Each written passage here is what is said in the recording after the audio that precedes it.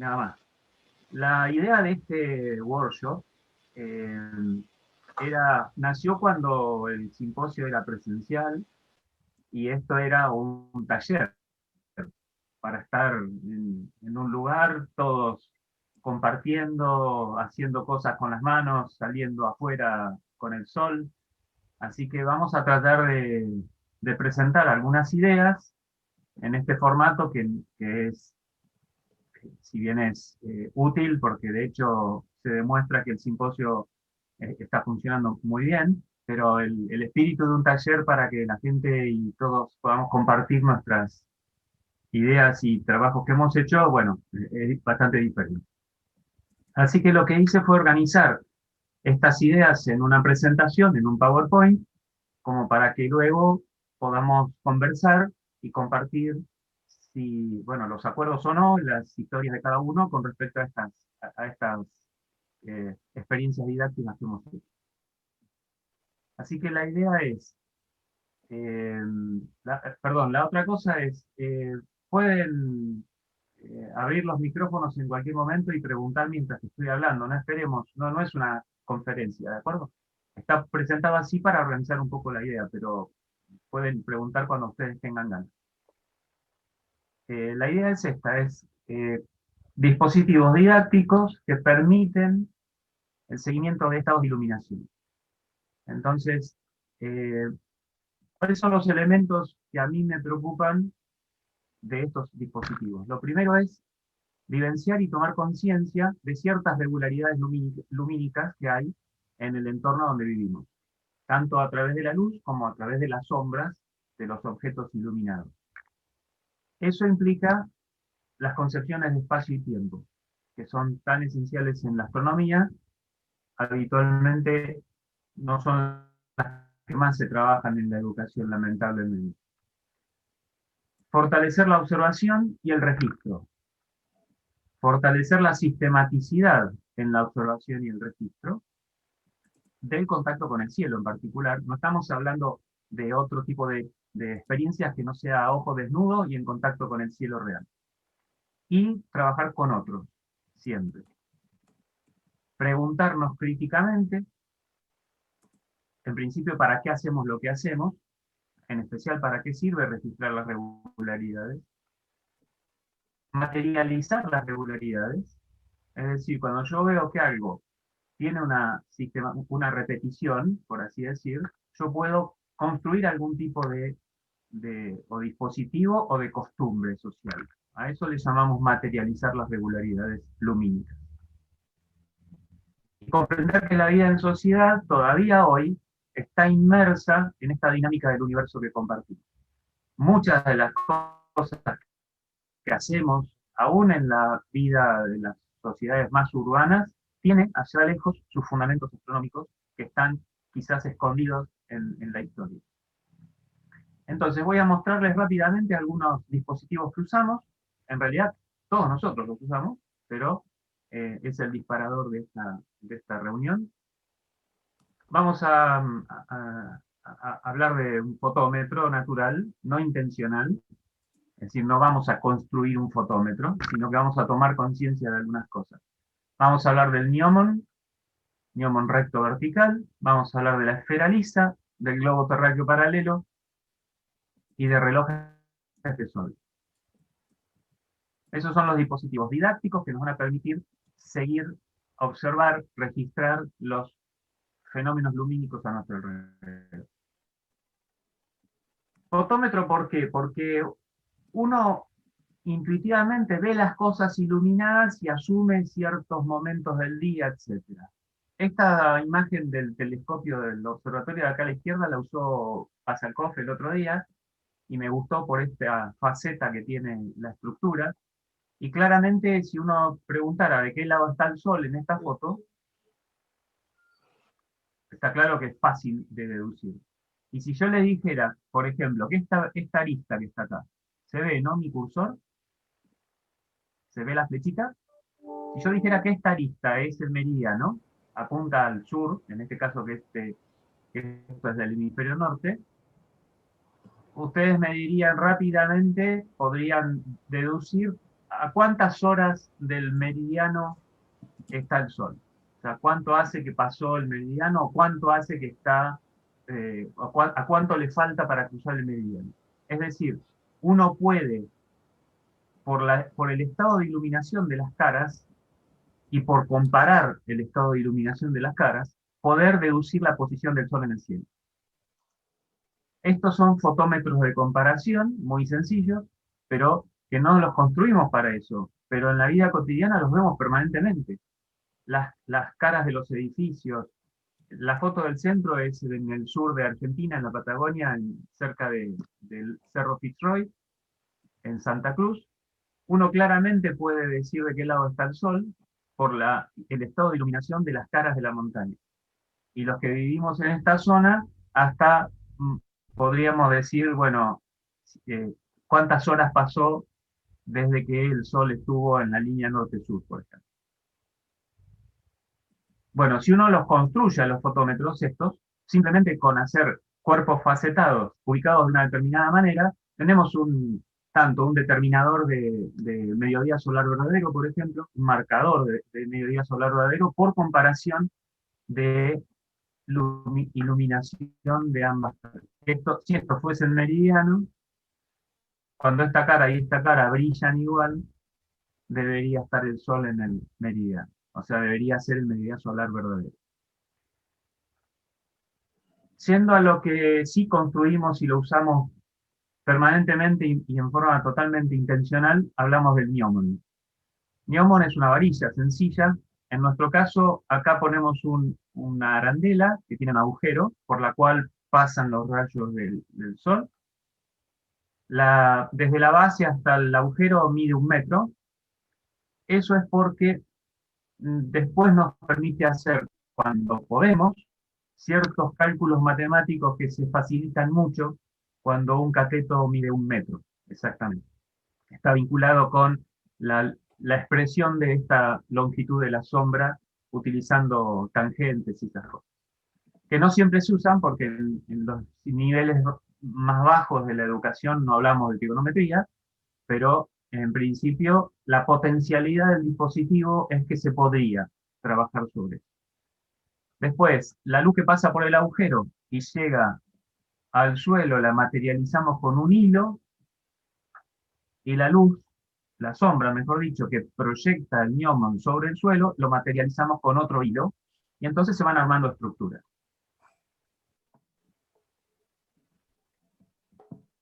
Podemos ubicarnos geográficamente utilizando la simetría espacial y temporal que genera el movimiento de la Tierra y viceversa el movimiento del Sol alrededor nuestro. Entonces, cuando las sombras son simétricas, la bisectriz nos permite encontrar la línea norte-sur y el instante que corresponde al paso del Sol por esa línea norte-sur es lo que llamamos mediodía solar verdadero. Cuando sistemáticamente observamos con un gnomon, no solamente todos los días del año, sino en equinoccios y solsticios, los hilos de luz y los hilos de sombra generan ciertas estructuras tridimensionales muy hermosas, que son conos, son secciones de conos en el espacio tridimensional, y el corte de esos conos sobre la superficie del suelo son cónicas, rectas en los equinoccios y pérbolas en los solsticios. Esas curvas que son medio mágicas, que uno nunca sabe de dónde salen, acá te las muestra la propia naturaleza, sin más que observar sistemáticamente las sombras de objetos. Con esto se pueden hacer muchos cálculos, tanto cualitativos como cuantitativos. Se puede calcular eh, latitud, etcétera, ahora vamos a ver, pero también se puede calcular con la cobertura de sombras del suelo en los tres casos. La cobertura espacial de sombras en el suelo me vincula a cuántas horas de luz directa del sol hubo en cada día. Entonces, con este dibujo con esta foto, yo podría calcular exactamente cuántas horas de luz hay en cada lugar de observación y cuántas de noche en solsticios y equinoccios. Esto lo hemos utilizado en escuelas primarias con proyectos de larga duración.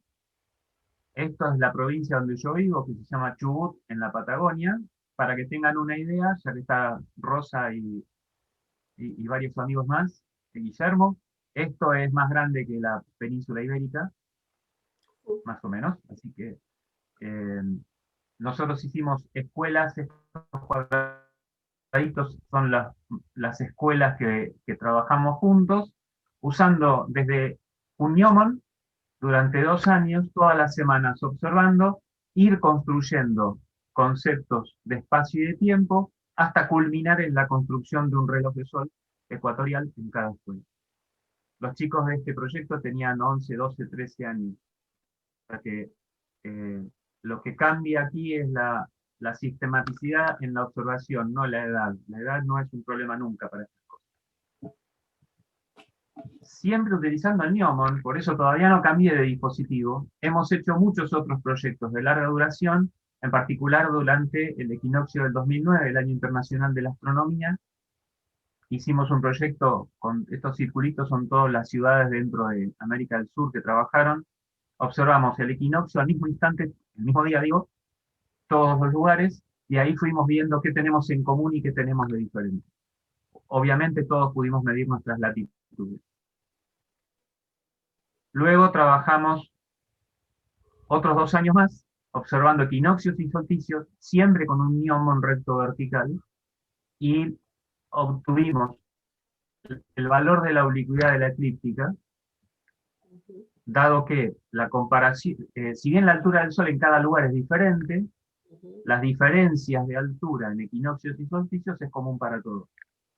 Entonces, si bien los que estamos en la Patagonia siempre el Sol está más bajo que los que están en Manaos, en Brasil, la diferencia de altura a mediodía entre solsticios y equinoccios es para todos común. O sea, tenemos cosas que son propias y cosas que son comunes. Y sacamos la oblicuidad de la eclíptica como un valor propio de todos los equipos de trabajo. Años después hicimos un proyecto que se llamó Construcción Observacional del Analema, siempre con un gnomon vertical, que consistía en medir a una hora civil el instante de tiempo eh, de la sombra del gnomon. Entonces, la diferencia entre el tiempo solar verdadero y el tiempo medio en cada momento, más el ángulo que el Sol tiene en cada lugar, nos permitía encontrar la curva analémica. Esto se hizo también entre, como estaba el dibujo recién acá, desde Colombia hasta Argentina, participamos muchos países y muchos grupos dentro de cada país. Aquí tienen eh, el gnomon, la hipérbola de junio, la hipérbola de diciembre, la recta equinoccial y la analema de todo un año de observación. Después el otro dispositivo es una esfera lisa, que es una esfera que no tiene ningún tipo de marca ni ningún tipo de identificación de nada. Lisa es porque no tiene marcas, no por el color blanco. Y uno lo que registra son los terminadores, la separación entre luz y no luz, día tras día, y cuando observamos en determinados días, esto nos permite construir distintos conceptos. En particular, si observamos durante un equinoccio los terminadores, la evolución de los terminadores de los equinoccios nos permite determinar los polos geográficos sobre la esfera. O sea, los terminadores durante un equinoccio son meridianos. El corte de los meridianos son los polos. Si medimos los terminadores cada una hora de tiempo, la separación angular en los polos de los meridianos son 15 grados. Este es el inicio del sistema de usos horarios. Es decir, simplemente estamos usando eh, un objeto iluminado por el sol y seguir la regularidad de esa iluminación. Si hacemos esto durante los solsticios, quedan, según, según el mes, digamos, según la estación, acá en el sur quedan En diciembre, el- la secuencia de los terminadores va generando una región que es la que apunta al cielo, digamos, que para nosotros sería el casquete polar sur, y la que está debajo apuntando al suelo queda un círculo que nunca recibió luz directa en ese momento, solsticio de diciembre, y entonces es el casquete polar norte. Seguimos con gnomons ahora, pero pequeñitos, sobre una esfera lisa, y cuando tenemos un gnomon vertical, recto vertical, y la sombra del gnomon se da sobre su propio pie, estamos hablando de un paso cenital, de un paso solar cenital. Es decir, la perpendicular, la vertical astronómica del gnomon pasa por el Sol. Si uno busca el lugar geométrico de los puntos sobre la esfera durante un solsticio que cumple con esa condición, lo que estamos haciendo es trazar el trópico. En este caso está marcado el trópico de Capricornio, que fue en diciembre. ¿Está bien? Esto además tiene mucho que ver con que si muchos pueblos de la banda tropical del mundo, los marcadores temporales eran pasos cenitales. Es decir, tanto sombras verticales como agujeros en cavernas, etcétera, que permiten el paso de la luz en ciertos momentos, eran marcadores temporales, a su vez que eran marcadores espaciales. De ahí podemos construir un reloj, un globo terráqueo paralelo, pasando de una esfera lisa y ya construyendo un globo que tenga la orientación correcta, exactamente paralela en el espacio a como está el planeta Tierra, y entonces ya construimos un globo terráqueo paralelo que es la herramienta fundamental para trabajar en didáctica de la astronomía a ojo desnudo. Ahí tienen una esfera lisa y un globo terráqueo, los globos estos, la posibilidad de jugar con lo pequeño y lo grande, siempre que recuerden que en astronomía, como trabajamos con ángulos, los ángulos no tienen escala, así que los 15 grados en algo grandote es lo mismo que los 15 grados en algo chiquito, así que si uno pone relojes de sol distribuidos sobre meridianos a saltos de 15 grados, los relojes van a marcar en tiempo real saltos de 1 hora de tiempo solar, ¿no?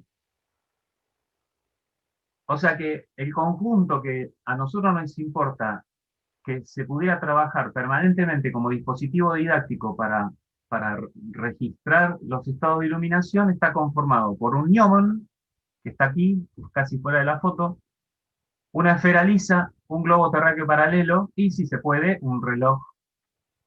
Los ecuatoriales son muy buenos porque permiten materializar conceptos mucho más fáciles que otro tipo de relojes.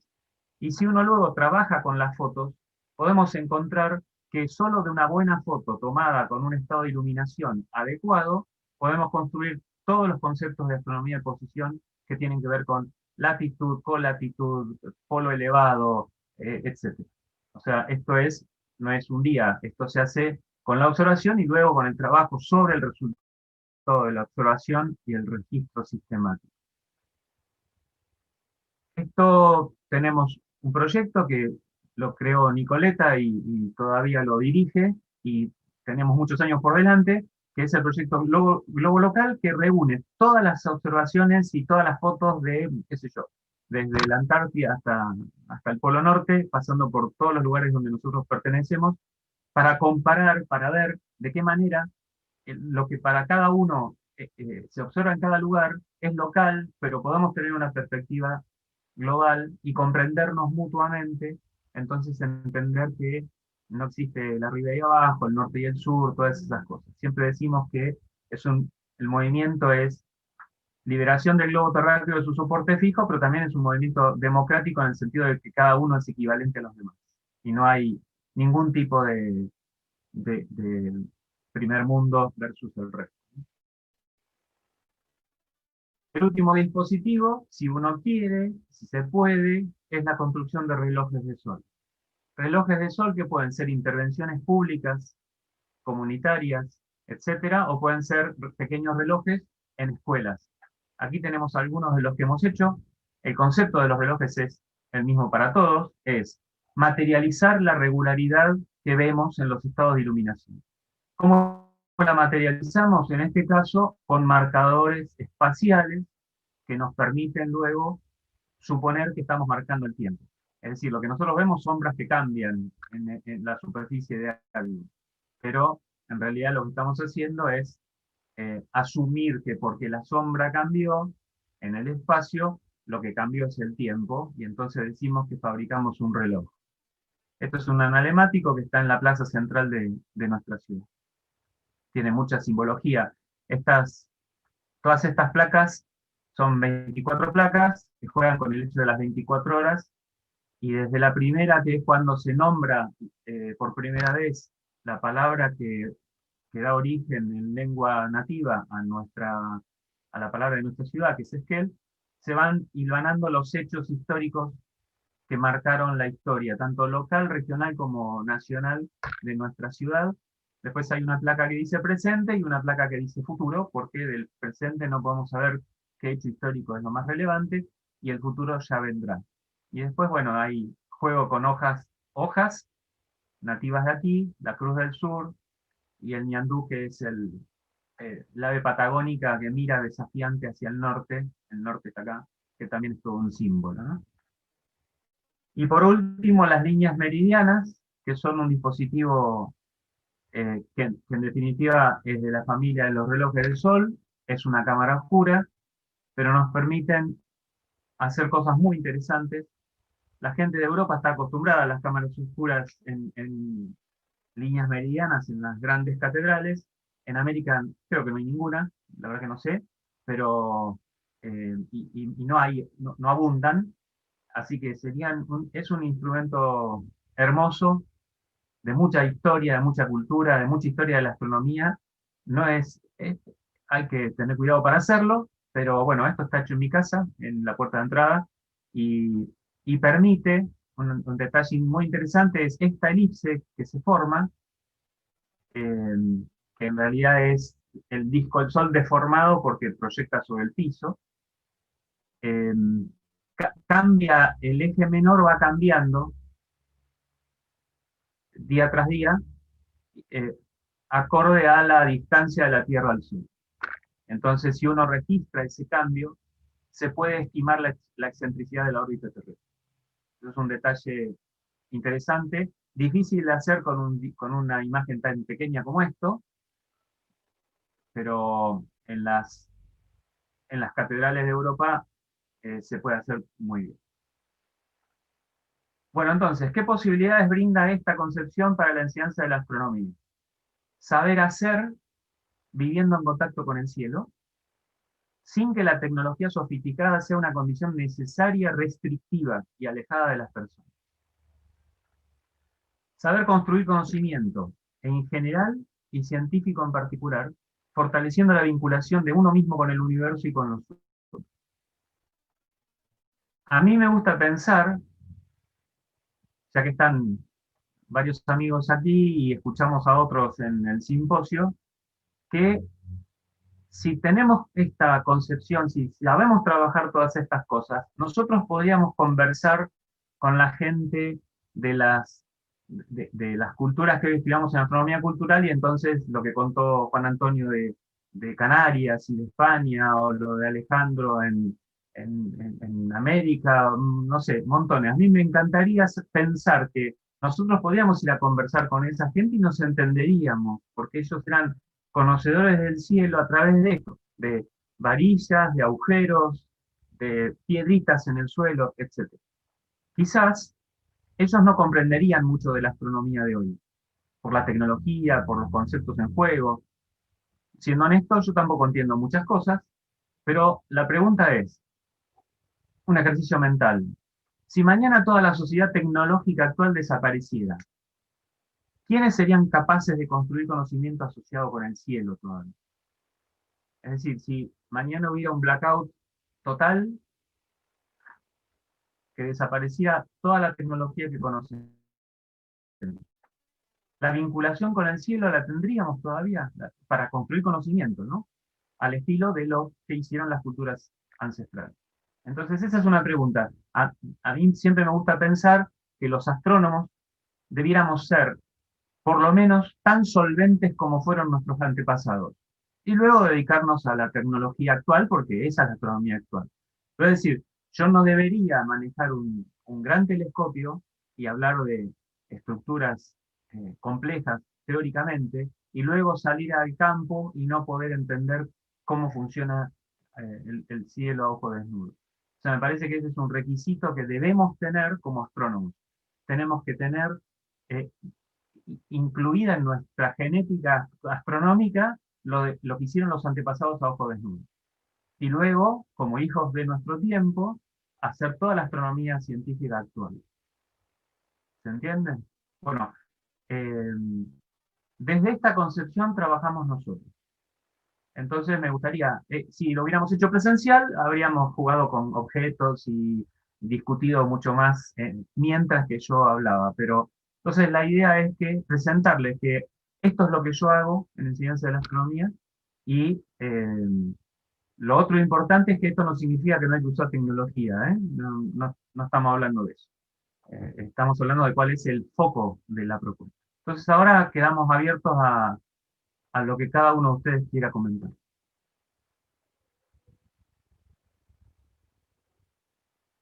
Quien quiera, abran el micrófono y conversemos. Mayra Lebrón Gía, tengo una pregunta.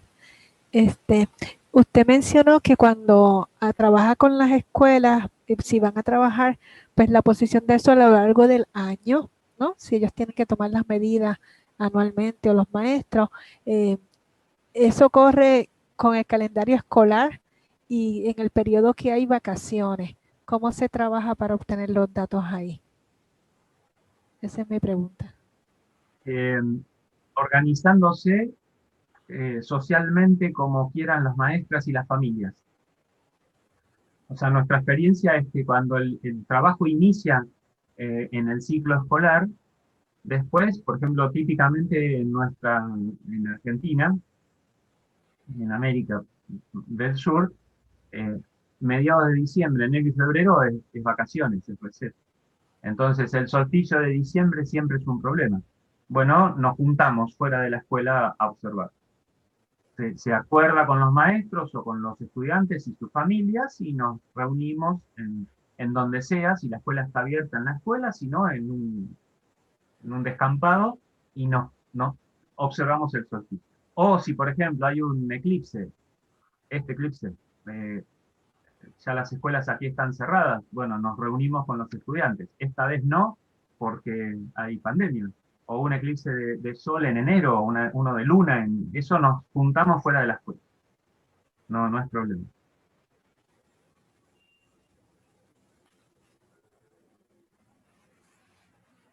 Bien, solo quería comentarles una experiencia que he tenido con comunidades campesinas, ¿no? En las zonas, sobre todo del Cusco. Y es que allá en el Cusco, por ejemplo, hay espejos de agua con las cuales se observaban el cielo, que todavía siguen existiendo, ¿no? En Machu Picchu hay, pero también en otros lugares, y que el conocimiento de los niños y de los abuelos, porque esa es la forma que allá se maneja la observación astronómica, ¿no? Entre los niños y los abuelos, porque los adultos, entre comillas, están más dedicados a trabajar, ¿no? Y es ese conocimiento en las noches se explica observando el espejo de agua, que es un charco de agua, una piedra en la cual se ha vaciado agua, las diversas constelaciones y estrellas que hay y que ellos conocen. Y es interesante, ¿no?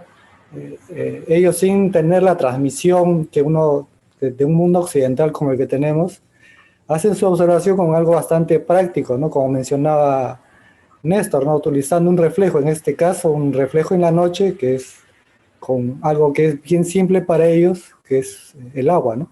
Eso quería comentarles. Puedo pedir, Walter, cómo marcha este dispositivo, porque hemos intentado, pero la luna sí se ve, pero las estrellas es muy difícil. Se ven las estrellas espejadas en el agua, de verdad, como Sí, yo las he visto despejadas en el agua. Cuando está bien, Sí, cuando está bien claro, ¿no?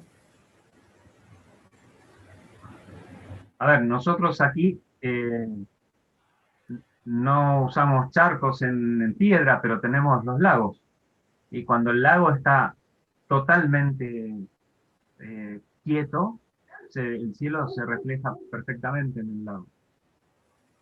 No, nunca vi en un agujero, como dice Walter, pero en la gran superficie del agua, sí, muy hermoso. Inclusive les ha puesto varios nombres. Uno de ellos es las cajas Rumi, ¿no?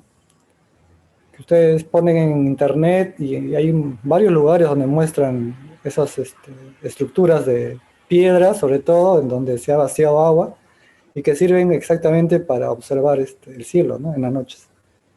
Sí, o sea, el tema con estas cuestiones es que en general no hay mucho registro de cómo podría ser un uso sistemático de ese tipo de observaciones en contexto. Entonces, si tenés la oportunidad de hacer un registro del uso concreto y sistemático de eso en comunidades contemporáneas, podría ser muy interesante, porque como decía también Nicoleta, no es sencillo, o sea, no bajo cualquier condición se observa un reflejo y no bajo cualquier condición el reflejo que se observa sirve para construir un panorama. En mi experiencia etnográfica, todos los casos que conozco son de observación directa hacia el cielo, no en reflejos. Entonces, si pudieras encontrar un registro etnográfico con contexto del uso de esta metodología, sería súper interesante. Voy a buscar y En les sacar. realidad, el,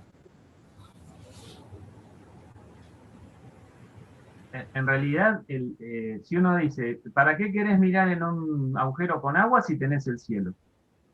O sea, lo que está pasando es que el agujero con agua es un dispositivo con una cierta intencionalidad para determinar algo. Eso es lo que no está muy claro, porque ¿qué sentido tiene? Para eso me quedo mirando el cielo y la belleza del cielo la veo igual. Hola a todos. Yo sí creo recordar Hola, en textos astronómicos antiguos europeos que recomendaban observar los eclipses de sol en los charcos o en un recipiente con agua. Y creo que eso también está en la cultura china. Yo no soy un experto en eso, pero yo creo que ahí sí que claro, hay una clara intencionalidad. El sol es muy brillante y si la intensidad del sol disminuye, no sé ahora mismo cuánto, en el reflejo de un recipiente lleno de agua, y entonces ahí claramente es mucho más fácil. Evidentemente, tiene que ser un sitio con unas condiciones de luminosidad excepcionales para que se vea el cielo reflejado en el agua. Hoy en día, en las zonas nuestras pobladas, con la contaminación lumínica, yo creo que es casi imposible. Tenemos que irnos a sitios pues son muy de parque natural, una cosa así, que esté bien alejado de una gran ciudad para poder aprovechar eso como un recurso. Sí, el tema es que hay que tener cuidado, o sea, en realidad, o sea, si en algún momento se aconsejaba usar reflejos para observar eclipses, la disminución de la intensidad es un tanto relativa, así que hay que tener cuidado de todos modos.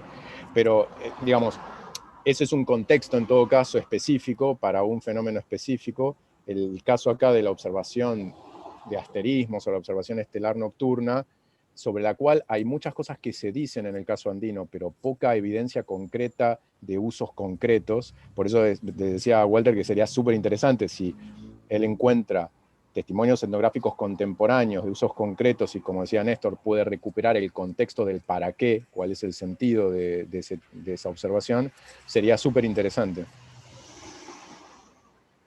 Voy a buscar eso. Néstor, yo quería hacerte un comentario, una pregunta. Como siempre, me encanta tu presentación, o sea, me parece súper interesante.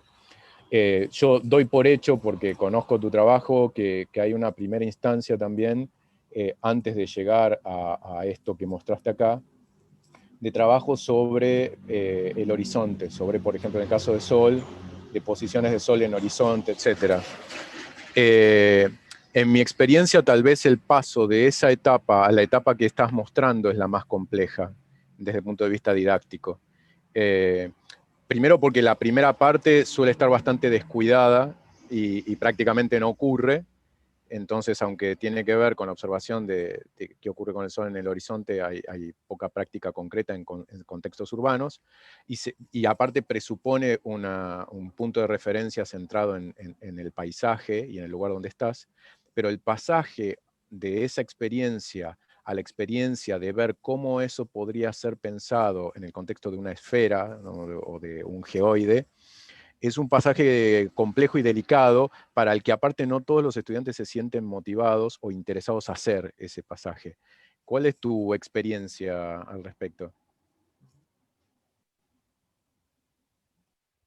En principio hay muchas más cosas, como decís vos, que no mostramos, pero el- la ubicación en el paisaje y la ubicación en el lugar desde donde vas a observar, conocer bien el lugar donde vas a observar, está claro que es eh, un primer paso. Y eso si bien es para todos, porque nosotros hemos trabajado con chicos de jardín de infantes, 5 años de edad, hasta adultos mayores, ¿no?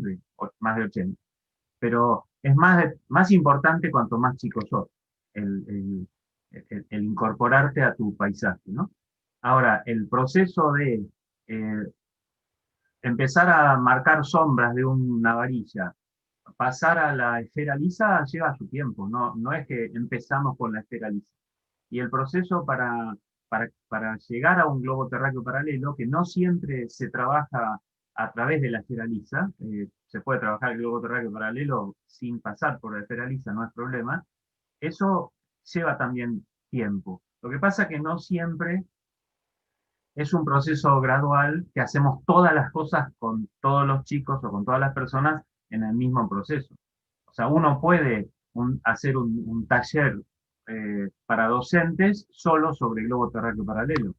Y bueno, ahí saldrán las dificultades y ahí tenemos que vincularnos con las cosas que no fueron trabajadas. Pero lo que yo mostré recién aquí del conjunto sería lo óptimo. Si vos me dijeras, a ver, Néstor, hacete cargo de una escuela que tiene inicial, primario y secundario, y vos vas a imaginar la secuencia de astronomía desde preescolar, 4 años de edad, hasta 18 que egresan del secundario, sería maravilloso, y hacemos todo esto. Entonces empezamos despacito, todos los años trabajamos algo, y terminamos construyendo un reloj de sol o alguna cosa compleja. Pero que esa cosa compleja no es una receta. Lo que se construye porque lo vivimos. Y lo vivimos y luego lo trabajamos eh, como es conceptualmente. O sea, no es que yo trabajo primero conceptual y después voy a ver si lo puedo ver en la realidad. No, primero lo vivimos y capaz que lo vivimos y no entendemos muy bien de qué se trata, pero conocemos cómo es. Después empezamos a trabajar la parte de fundamentos y luego la construcción. Eso sería lo ideal, ¿está bien? Está claro que como decía Mayra, con el sistema educativo formal, eso es muy difícil de lograr. Ninguna escuela tiene astronomía desde preescolar hasta secundaria y hacemos lo que se puede. Y lo que se puede muchas veces es extracurricular, extraescolar, en periodos de 2, 3 meses, o estos proyectos que eran proyectos de investigación e innovación, que había un acuerdo previo de que íbamos a estar 2 años haciendo lo mismo. Bueno, eso no es lo más común. ¿Puedo juntar una cosa? ¿Sí? El trabajo sobre el horizonte que mostramos en la charla el primer día con Néstor. Esto es no sé si se ve un poco, ¿se ve? Es un dibujo de un horizonte local, así se construye, bueno, el objeto completo de esto se hace en grande en un jardín, es el dibujo de su propio horizonte local. Esto es otro punto muy delicado, porque el horizonte astronómico es otra cosa.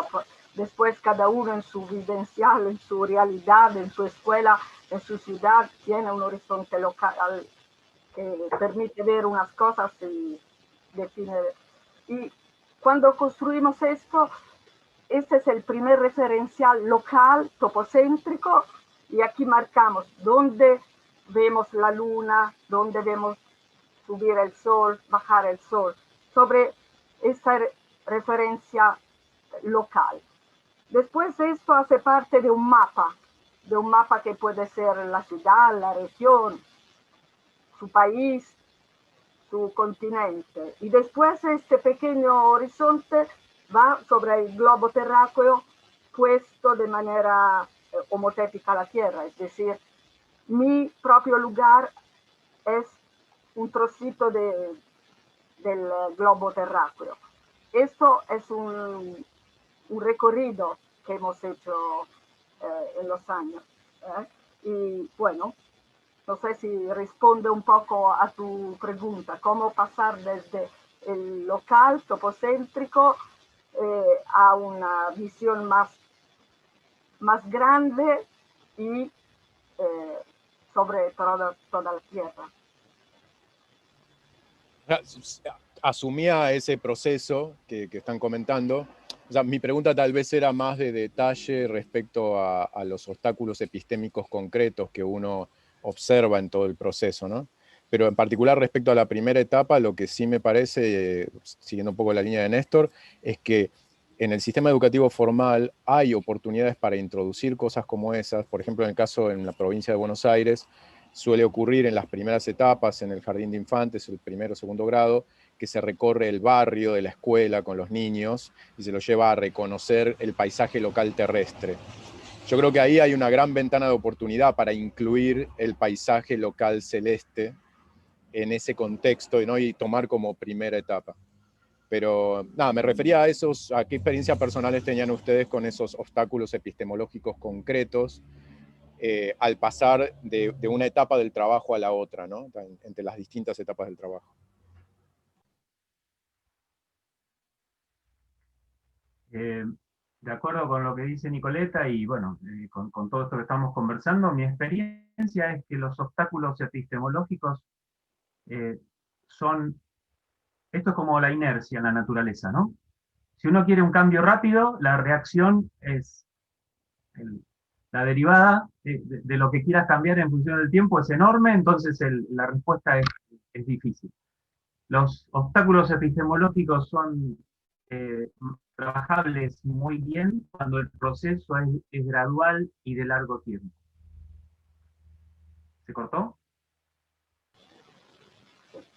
Y poner... No, sigue. Néstor, se te oye bien. Tu imagen algunas ¿Sí? veces se congela, pero se te oye bien, no te preocupes. ¿Sí? Entonces, ¿se escuchó lo de la inercia? Sí. Sí, se ha escuchado muy bien. Sí, quería comentar. Bueno, entonces tengo mucho delay. Bueno, perdón, ya terminó. Entonces, el problema es, el obstáculo epistemológico se nota más, es mucho más evidente, si los procesos uno los quiere rápidos y con concreciones. En cambio, si uno se toma el tiempo y observa y gradualmente va viviendo a medida que trabaja y seguimos, se nota menos, Alejandro. No es que desaparece, pero la experiencia mía es que uno va viviendo y comprendiendo a medida que también que uno crece, ¿no? No solamente que aprende, que uno madura. Sí, perdón, no sé quién iba a hablar. ¿Puedo decir una cosa? Soy Enrica. Sí, sí. ¿Sí? Hola, Enrica. Hola, buenas tardes a todos. Yo trabajo con Nicoleta y Néstor hace años, entonces tengo mucha experiencia en el mismo sentido. Lo que pasa es verdad, pasar de la visión local a la de todo el mundo no es simple. El obstáculo es que tiene, no sé cómo decir, en esta etapa que Néstor hablaba, todos los pasajes son que se pueden entender y se pasa de uno a otro con mucha experiencia directa. Para pasar desde el plano a la esfera, tienes que compartir observaciones en diferentes lugares si quieres pasar para las observaciones. Y esto pasó en la historia, ¿no? Y Argentina es bastante grande, se pueden hacer observaciones en diferentes lugares, bastante lejos uno al otro. Italia es más pequeña. Pero si no, como se hace muchas veces en la ciencia y también en la enseñanza, uno va a proponer una solución, como el caso del globo terráqueo. Y tú te das cuenta que explica muchas de las cosas que notaste localmente y en otras situaciones. No sé si se entiende. Entonces el obstáculo se puede pasar o porque tú construyes etapa a etapa todos los pasajes para entender, o como pasa muchas veces en la enseñanza de la ciencia, tú vas a proponer una solución, pero deja a los estudiantes que hacen todas las preguntas, las objeciones que piensan del que no lo convence, porque no entienden por qué uno tiene que tener esta visión. No sé si está claro mi pensamiento. Yo soy una física, entonces muchas veces en física pasa así. Por ejemplo, todos tenemos experiencia de desplazarse, de velocidad, de ir más o menos veloz, ¿no? Pero al llegar de eso a la definición formal de velocidad, no es sencillo. Entonces, tú puedes pasar a través de muchas etapas para construir el concepto o presentar ya la solución y decir si los niños están convencidos.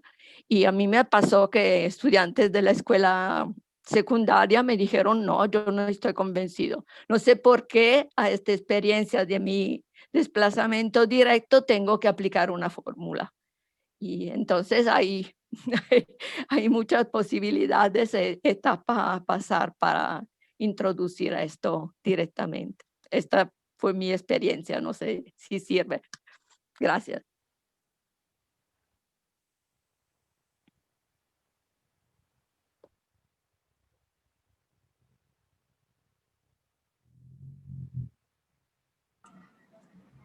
¿Qué tal? Buenas ¿Otro tardes. comentario? Sí, ¿qué tal? Buenas tardes con todos. Quería comentar al Hola, respecto. Rita. ¿Qué tal? El profesor Néstor mencionó sobre los relojes solares, ¿verdad? Y cosas que se pueden implementar en un parque, por ejemplo, ¿no? Y no sé si es que de repente se pueda promover aquello de construcción de cosas básicas, elementales y simples, que no generen mucho presupuesto, ¿no? Quizás decir a una municipalidad, podemos construir esto o aquello, ¿no? Por ejemplo, si uno pregunta así a los niños y le dice, ¿por dónde aparece el sol en las mañanas? Y a veces no saben muy bien qué responder, dependiendo de la edad, claro está, ¿no? Entonces, de repente en un parque habría una dirección este, oeste, norte, sur, ¿no? Y por lo menos alguien que pasa por ahí ya estaría viendo que en esa dirección va a salir el sol y por esta dirección se va a ocultar el sol y ir despertando ese interés por conocer un poco más, porque a veces niños yo he tenido la oportunidad de conversar con niños de nivel de secundaria, por ejemplo, ¿no? Entonces, primer año de secundaria y le preguntaba, ¿no? ¿Sabe por qué es solsticio o por qué se llama solsticio? No. ¿Por qué es equinoccio? No, y muchas veces la información se va perdiendo, entonces de repente en los colegios promover cosas, ¿no? De que pinten así puntos cardinales, ¿no? Es solamente pintura, trazar y letra, ¿no? Promover ciertas cositas, porque a veces no es accesible a los parques, sí se entiende, a veces no es accesible a los colegios, pero no todos los colegios se cierran, hay colegios que a veces sí tienden a escuchar propuestas, ¿no? Por ejemplo, yo recuerdo que cuando mi niña estaba en nivel inicial, los niños corrían y iban a pasar a otro grado, a nivel primaria, entonces ya tenían que integrarse con los demás niños de los otros salones, ¿no? Entonces, ese cambio de inicial a primaria, siempre hay ese temor de los padres, ¿no? Porque ya van a integrar con los demás niños de los otros grados, entonces van a empezar a correr y se pueden accidentar, pero ¿cómo? O sea, hay cierto temor, tanto de profesores como de los padres. Entonces yo le comentaba a una profesora, le decía, pero ¿por qué no podemos promover de que haya juegos para niños? Porque si bien es cierto, los más grandecitos de primaria ya empiezan a jugar el vóley, el fútbol, y puede caer la pelota, ¿no? Entonces, ¿por qué no se promueve eso de construir el mundo? Por ejemplo, el ajedrez. Son pequeñitos, no saben, pero están ahí, ¿no? En las banquitas solamente es cuestión de pintura, ir pintando. Es más, le decíamos, si es que el colegio no lo puede hacer, nosotros nos podemos poner a pintar. Entonces, la profesora nos escuchó y transmitió esa idea a la dirección del colegio, y de pronto empezaron a pintar las bancas, ¿no? Con ajedrez, y empezaron a pintar el mundo para que los niños jueguen ese de salta, salta, no un mundo de una tierra, sino ese de salta, salta.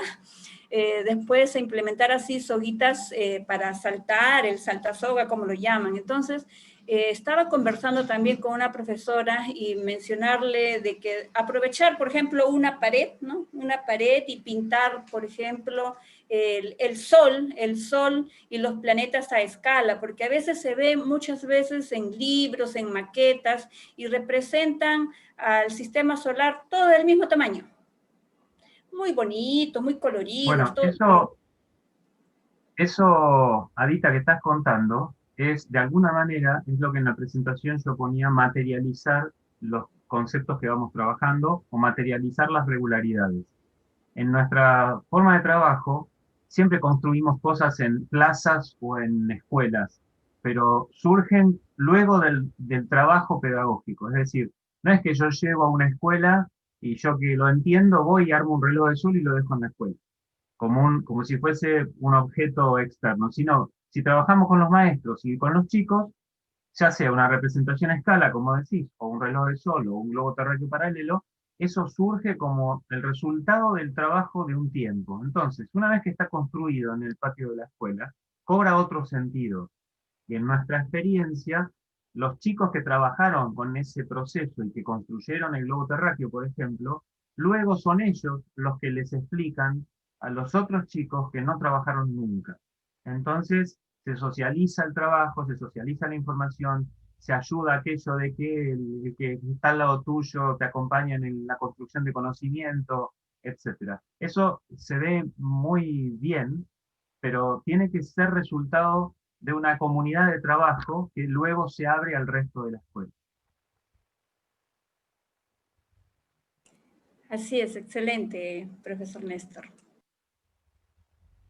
¿Quién más? A ver. Mayra otra vez. Mayra Lebrón. Sí. La pregunta para, otra vez, ¿ustedes trabajan con los maestros y los estudiantes a la vez o trabajan a veces con maestros solos? Y, o sea, ¿cómo es esa dinámica? ¿Qué es lo que hacen? Cuando hicimos estos proyectos, la idea era trabajar con los estudiantes, ¿no? Porque ellos son los destinatarios, pero siempre tenemos una instancia previa que trabajamos con los docentes, de modo tal que los docentes ya vivieron ellos mismos lo que van a proponer a los estudiantes. Es decir, ningún docente le propone a los estudiantes algo que él ya no haya vivido. O sea, si yo a un chico le digo, bueno, hacer las sombras, encontrar, no sé, la simetría, qué sé yo, el docente ya lo sabe hacer. Para eso nosotros trabajamos previamente con los docentes. O sea, nunca hay algo que el docente propone sin tener idea, porque después no va a poder responder preguntas, no va a poder saber cómo planificar el tiempo, no va a poder saber hasta dónde profundizar, etcétera. O sea, siempre el destino son los estudiantes, los chicos, pero siempre los que son nuestros colegas, en definitiva, tenemos que tener claro qué estamos proponiendo.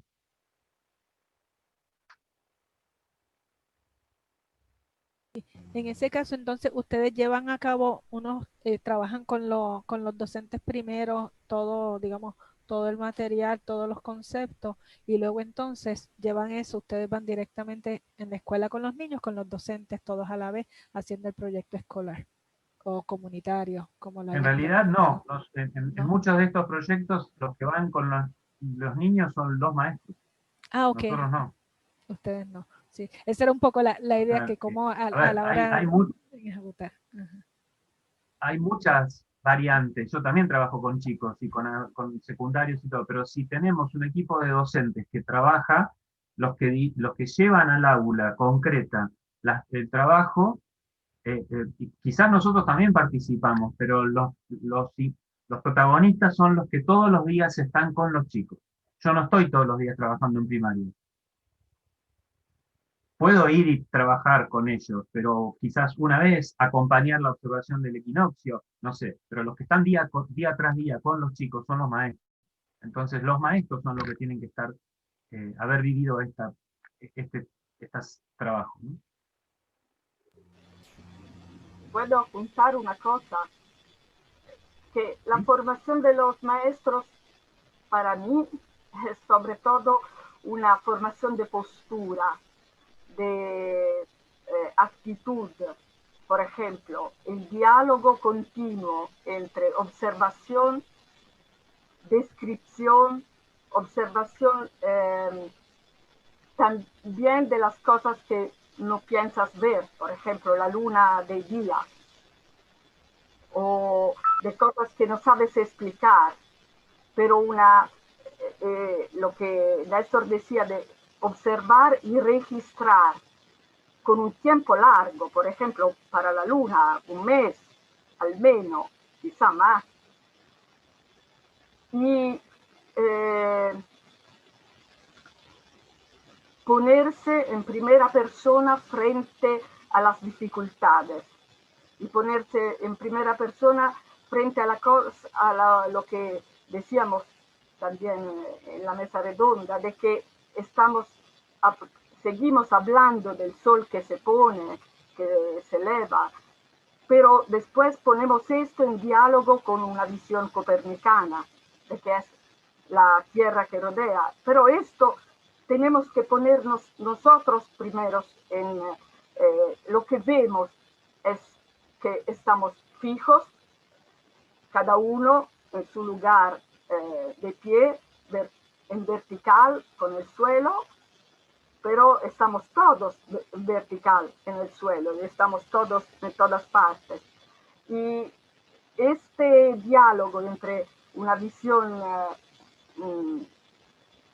de tierra local, plana, y de tierra esférica, y de movimiento, y de lo que vemos afuera, y finalmente lo que pensamos, porque estamos convencidos de que la tierra rodea, que es esférica, pero no es perceptivamente, esto no es fácil, pero cuanto más hemos trabajado sobre la observación local, la experiencia nos dice que los maestros después son capaces de, bien convencidos, y pueden ayudar los alumnos de todas las edades a hacer este pasaje, que es un pasaje de aceptar que estamos con dos visiones en contemporánea, que no elegimos una u otra. Son las dos. Seguimos diciendo el sol sube y estamos pensando, pero no todo el tiempo, que es la Tierra que hace un movimiento. Y eso tenemos que llegar a esta duplicidad que no es fácil, que es un problema muy complejo, que si los adultos no lo han vivido,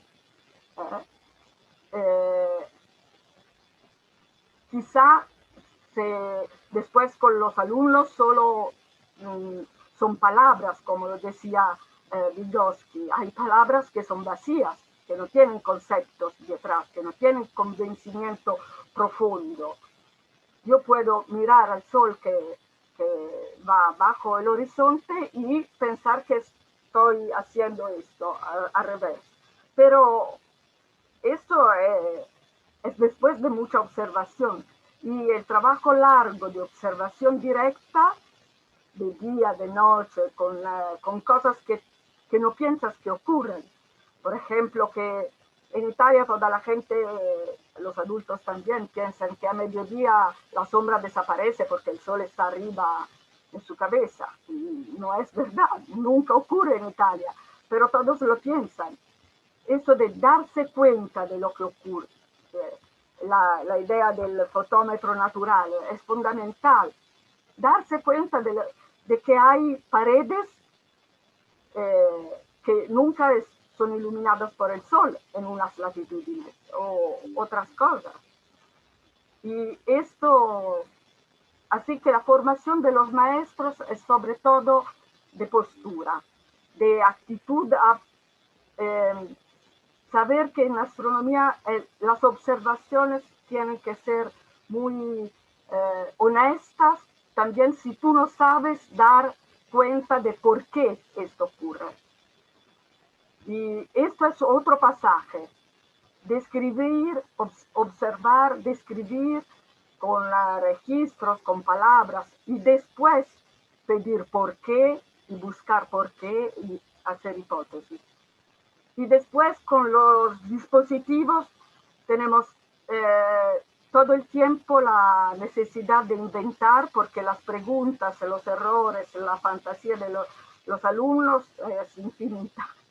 Así que, por ejemplo, el horizonte local surgió de un problema de percepción de una chica que tenía un problema, y yo inventé esta idea de dibujar cada uno un trocito de horizonte, de ponerlos juntos, de ponernos al centro, de ver en pequeño lo que se ve, para responder a una cosa. Nunca lo había pensado a la mesa, no era un dispositivo inventado así, inventado reflexionando para resolver una cuestión de alumnos. Y esto pienso que es una maravilla, que ocurre todo el tiempo a nosotros que enseñamos a todos niveles, que hay preguntas, hay observaciones, hay dudas, hipótesis que llegan a inventar otras cosas. Hemos inventado un montón de la esfera lisa, todo esto. Bueno, el gnomo no, desde siempre existe, pero cuántas cosas para ayudar esta comprensión.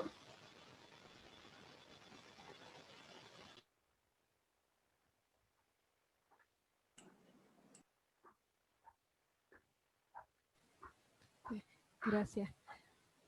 Y pregunto yo otra vez, un comentario último.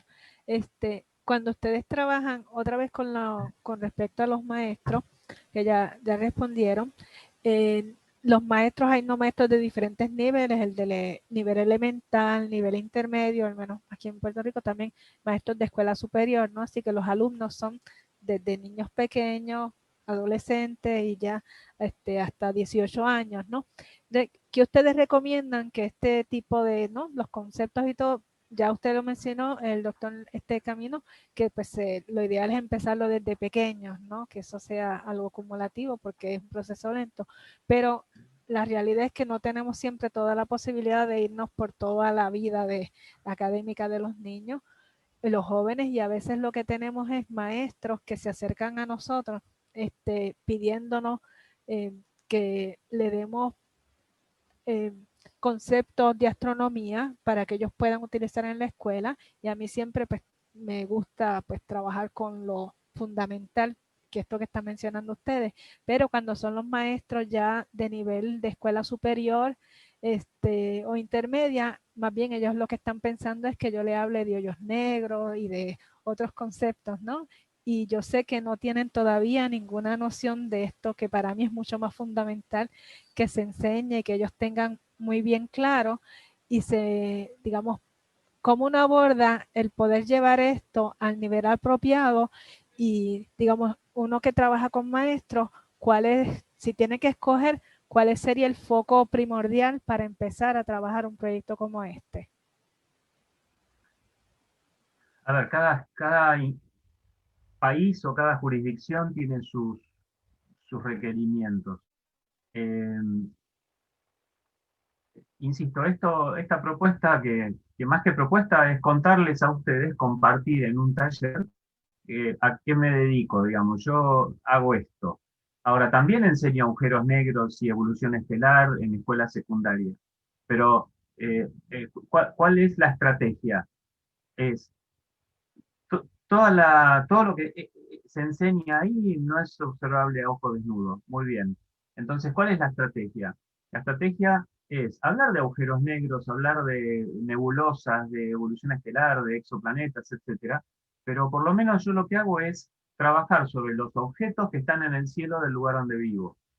Entonces decir, bueno, si yo tuviera ojos para ver, ¿hay nebulosas en el cielo de la Patagonia? ¿Hay exoplanetas? ¿Hay supernovas? ¿Hay, no sé? Sí, bueno, entonces estudiamos esas. Es decir, no es que no se debe trabajar agujeros negros en la escuela, o que si un docente, se puede hacer nosotros, podemos hacer un curso de formación docente sobre astrofísica, sí, claro, pero son cosas diferentes. Al principio, al finalizar la presentación en el PowerPoint, yo decía, para mí, que soy astrónomo, debiera todo astrónomo manejar completamente esto que yo acabo de proponer. Y luego todo lo demás. La viceversa está equivocada, para mí.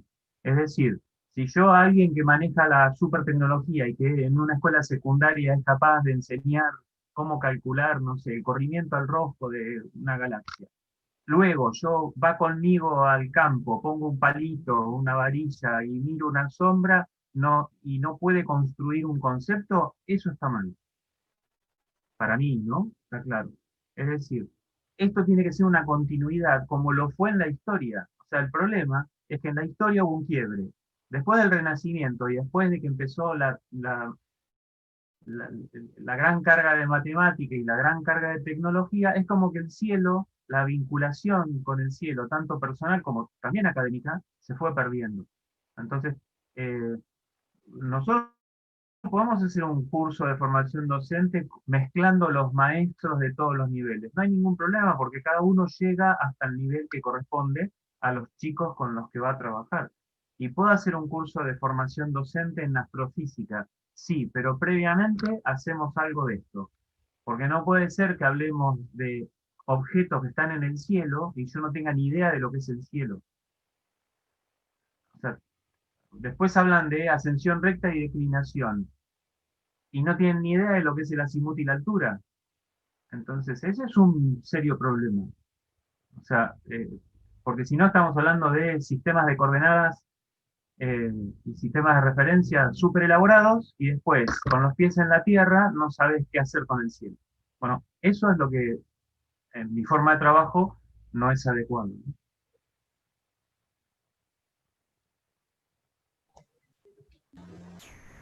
Una pregunta, doctor. ¿Puedo Bueno, compartir así algo? hay varios astrónomos. Una pregunta, doctor Sí, Camino. Marlene. ¿Ustedes tienen algún tipo de actividad o relación con las escuelas formadoras de docentes? Sí, poca. Tenemos un problema que es en todas partes pasa lo mismo, que es que, por ejemplo, en nuestra provincia, en Patagonia, eh, se implementó astronomía en la escuela secundaria, pero en las instituciones de formación de profesores no hay astronomía. Entonces, los profesores, que típicamente son profesores de física, que tienen que dar astrofísica en la escuela, nunca vieron un contenido en su formación docente. Entonces, ese trabajo de fortalecer la inserción de al menos algo de astronomía en la formación docente es un trabajo pendiente todavía. Pero sí, tenemos vinculación y tenemos contacto. Lo que pasa es que el contacto muchas veces termina siendo personal. O sea, yo tengo vinculación con una institución y hago cosas con esa institución. No es estructural. ¿Se entendió o se cortó? Se entendió, no te preocupes. Sí. Oh, claro. Están todos congelados. ¿Hugo está bien? Gracias, muchas gracias. Marlene. Néstor, sí. Pues quería comentar un poquito por las preguntas que han estado haciendo. En Colombia, en Bogotá, hablo de Bogotá, que soy de la ciudad, de capital, en muy pocos colegios de bachillerato o primaria existe la asignatura de astronomía. Más bien lo que desarrollamos aquí son clubes de astronomía. Mi experiencia es que yo tengo un club de astronomía en donde hay niños desde primaria hasta el último año de bachillerato, en los que ellos van a ese espacio a aprender diferentes cosas. Lo que hacemos nosotros, los profesores que de pronto estamos vinculados en este momento también con el Planetario de Bogotá, es que nos formamos en diferentes áreas de la astronomía, en diferentes temas de la astronomía, y eso es lo que hacemos con los estudiantes sin tener una formación como clase, como la matemática, como la física, como el español, etcétera, etcétera, sino que tenemos unos espacios para aquellos chicos que les gusta integrarse en estos aspectos de la astronomía o en los temas de la astronomía. Y muchas de las cosas que ustedes han mencionado son las que hemos utilizado nosotros para formar a los estudiantes en los temas de astronomía. Lo de NACE acabamos de hacer hace una semana, el curso con Planetario. Muchos profesores nuevos se han vinculado también porque hemos tratado de que nos conozcan y vean la potencialidad que tiene la astronomía dentro de muchas áreas del conocimiento. Néstor también ha estado aquí, y Nicoleta, etcétera, compartiendo con maestros en diferentes instancias, y no solo de la parte escolar, sino de la parte universitaria. Entonces, yo creo que cada uno de nosotros debería buscar esos espacios, estos momentos como estas reuniones que hemos tenido en esta semana, son cosas que debemos tener en cuenta para transmitirle a los estudiantes. No necesariamente somos astrónomos, yo soy física, pero hay muchos profesores de otras áreas que se dedican a la astronomía. Entonces, es un poquito ponerle ganas a esto. Muchas gracias. ¿Puedo hablar un momento? Perdonad, pero me ha gustado ver que la situación bueno, me ha gustado no, pero quiero decir que la situación que tenemos en muchos países es común, es decir, en España también nos pasa lo mismo. El profesor tiene que explicar algo que no está en su formación previa. Entonces, ¿qué pasa? Que muchos de los profesores ese tema, entre comillas, se lo saltan o salen del paso como pueden. Es decir, hay una solución para algunos, que es coger a los niños, se los llevan al planetario, les hacen 2 o 3 sesiones y con esto ellos ya han cubierto con la astronomía. Entonces, es verdad que una solución es la voluntariedad del profesorado, de lo que decía Marlene, asistir a cursos de formación, etcétera. Pero es que de alguna manera lo que no se puede hacer es exigir a la gente que explique algo que no sabe y no prever la formación de esas personas. Entonces, yo creo que ahí hay un problema serio y que además, por lo que yo veo, lo tenemos muchos países. Es decir, que la solución siempre al final acaba en la buena voluntad de los profesores que en sus horas libres, en sus tiempos de vacaciones, acaban formándose y adquiriendo unos conocimientos que de alguna manera les tendría que ofrecer aquel que luego les exige que expliquen, ¿no? Es decir, si les explican, les exigen que expliquen contenidos de astronomía, astrofísica, etcétera, bueno, ¿y dónde los adquieren? Porque entonces pasa lo que pasa, es decir, bueno, yo no sé en vuestros países, pero en mi país hay libros de texto con contenidos de astronomía que tienen errores. Entonces, el profesor, ¿qué puede hacer? Es decir, yo recuerdo haber presentado en un congreso en que participé, estaba en Nicoleta, era en Roma, creo que lo organizó ella, y presenté precisamente un póster de una serie de errores que había en el libro de texto que tenía mi hijo en aquellos momentos en el colegio. Había solo 2 páginas de astronomía, solo 2 páginas. Y con 2 páginas hice un póster, porque es que había un error detrás del otro. Entonces, bueno, no sé. Perdonad, ya sé que no es un poco la sesión del psicólogo, pero es que a veces vale la pena también compartirlo un poco, ¿no? No sé.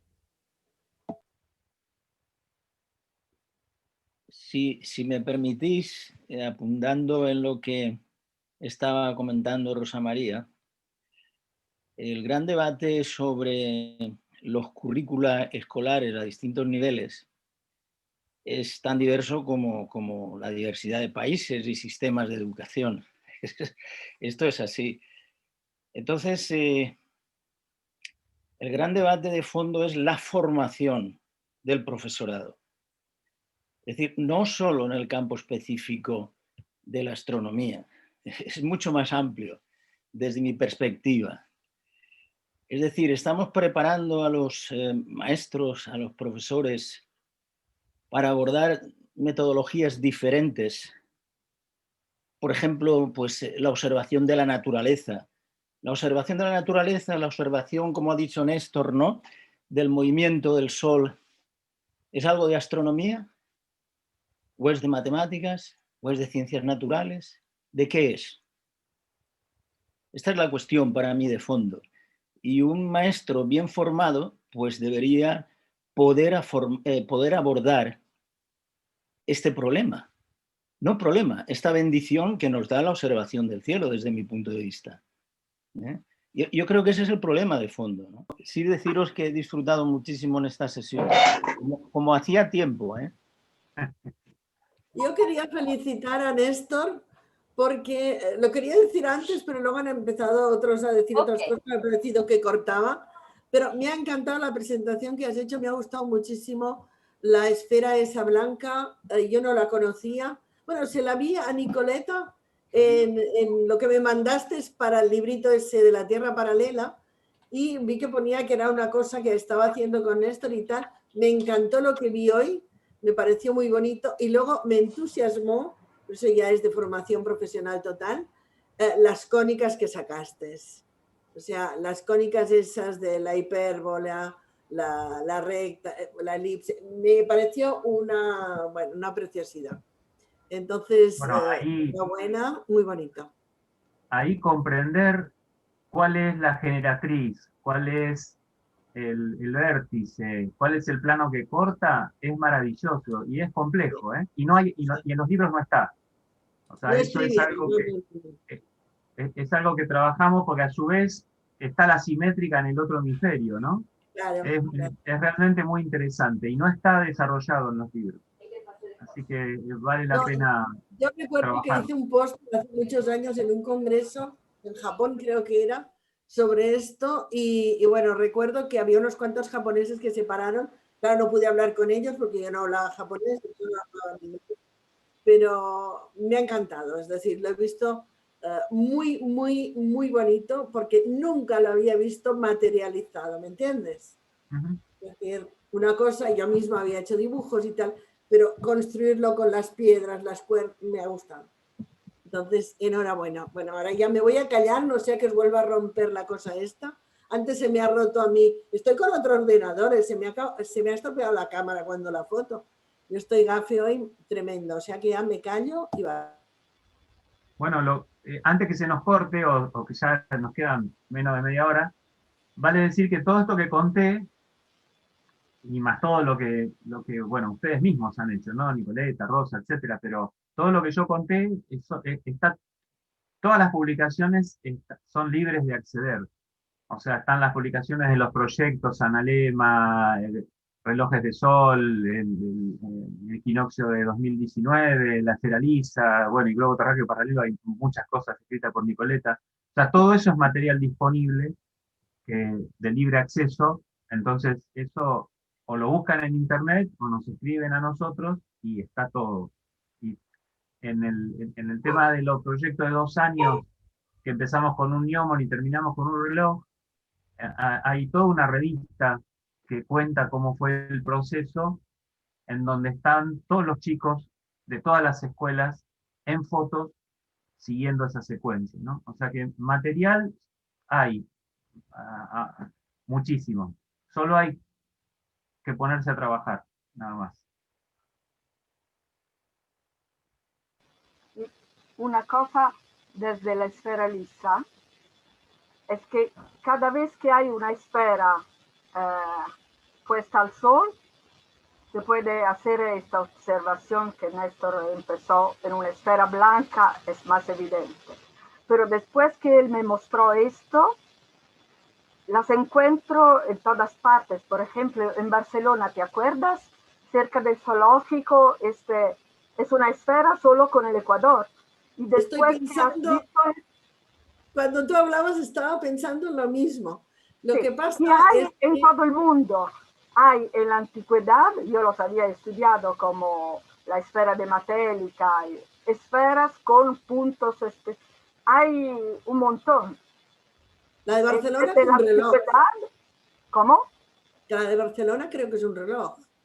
Sí, pero es un reloj que no tiene gnomon, solo tiene una esfera y el sol marca, y con el terminador se marcan las horas en el Ecuador, porque está inclinado como de manera homotética a la Tierra, como el globo terrestre.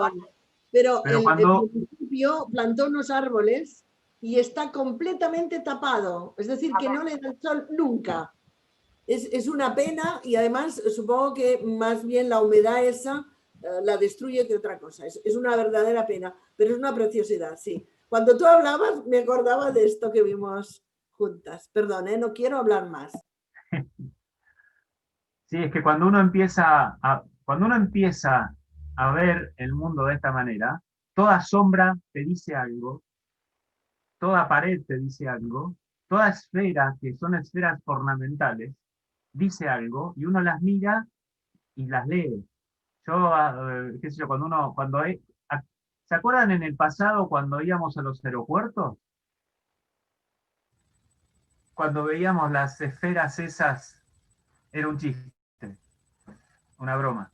Cuando veíamos las esferas que protegen los radares, gigantescas esferas que protegen los radares de aeropuertos, bueno, yo un día quise sacarle una foto a una de esas y casi me matan porque no se puede andar sacando fotos a lugares protegidos por el ejército y esas cosas. O sea, uno ve esferas en todas partes ahora y las ve trabajando iluminadas por el sol. Y entonces eso es maravilloso porque se puede hacer astronomía en todos lados. No hay que comprarse un dispositivo tecnológico. Se puede hacer esto que estamos contando en todos lados. Porque en un equinoccio, la sombra que da un gnomon, la punta de la sombra que da un gnomon, marca una línea recta. Pero no es el gnomon el responsable. Es el sistema Tierra-Sol. O sea, todo objeto, absolutamente todo objeto, que dé sombra, el extremo de la sombra, y cada porción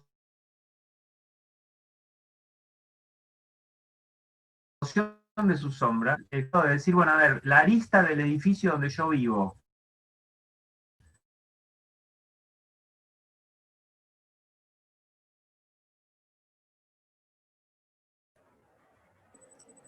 en Repetimos. la Ahí sí te hay perdimos, posibilidades Néstor. para hacer astronomía, ¿eh? Ahí sí te perdimos un ratito, no sé qué estabas diciendo y te quedaste congelado. No. Néstor, se te entrecorta. ¿Se cortó? Sí. Ay, ay, ay. Bueno.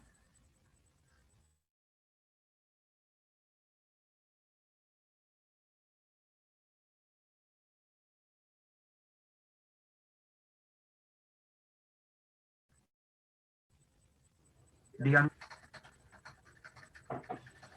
Ahora sí, trata.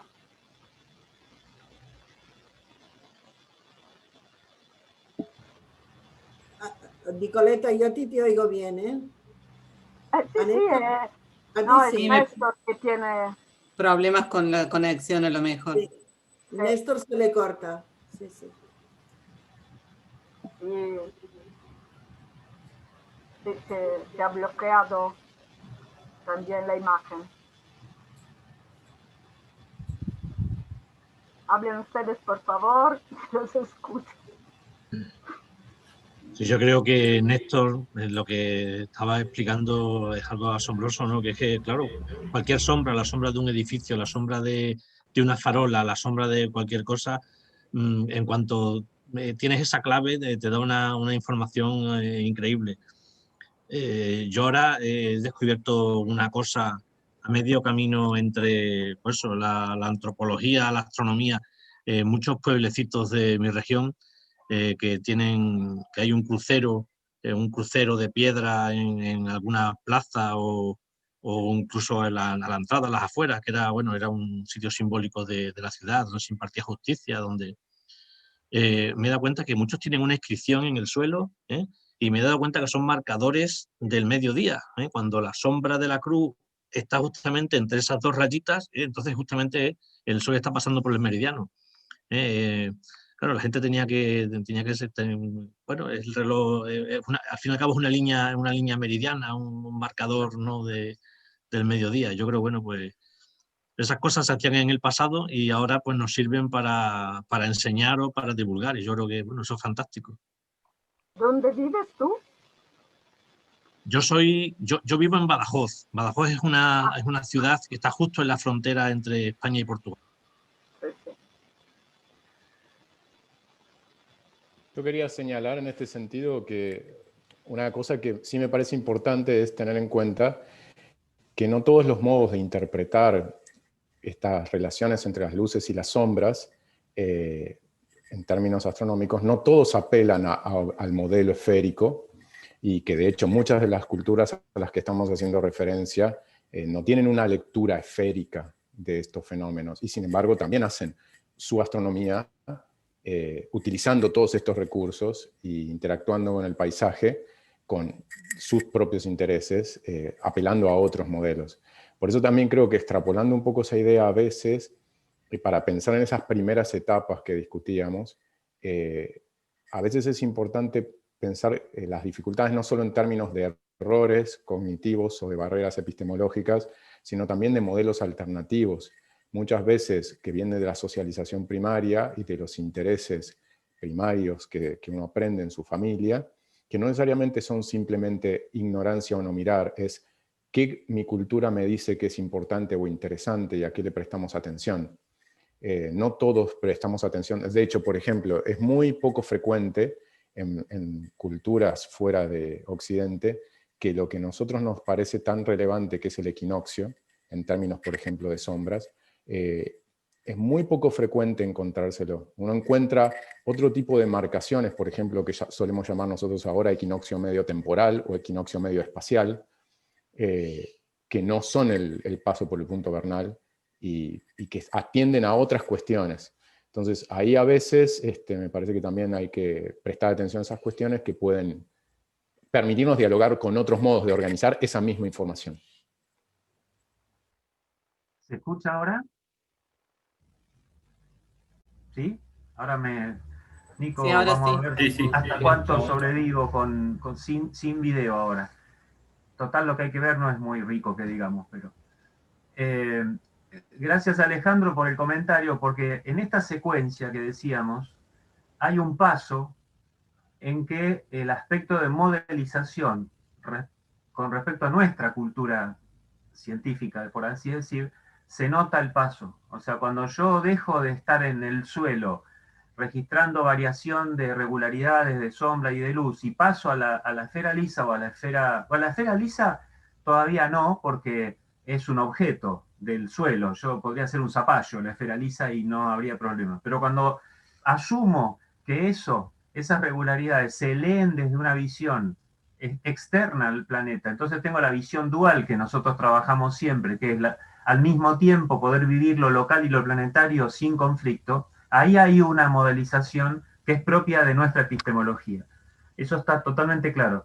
Lo que pasa es que una es condición necesaria para la otra. O sea, si vos no sabés observar tu entorno natural, no conoces tu horizonte, por consiguiente no podés hacer marcadores espaciales acordes a lo temporal, lo otro no es posible.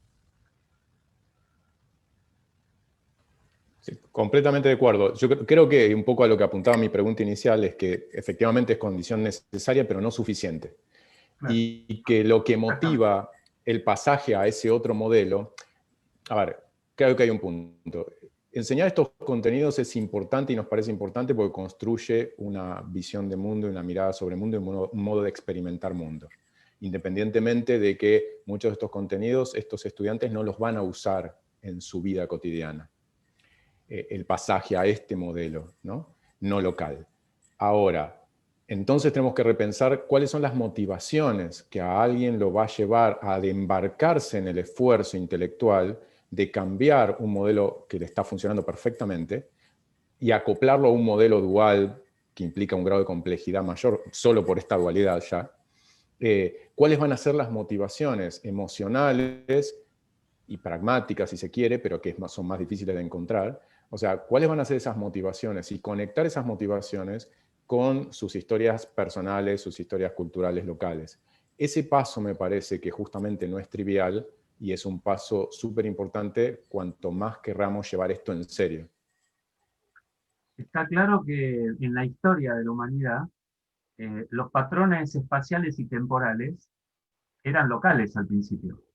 Solo cuando se empieza a viajar y se empieza a compartir y se empieza a recorrer la zona aledaña y el planeta, empezás a necesitar vincularte con los demás. O sea, si uno viaja o si uno accede a darse cuenta que entre nosotros, por ejemplo, uno tiene sueño porque es la noche, el otro tiene sueño porque es temprano, el otro está almorzando.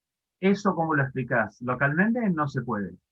Entonces, si uno está construyendo una mirada que es acorde a una especie de globalización o de grupo social que recorre el planeta, bueno, ahí sí se hace interesante.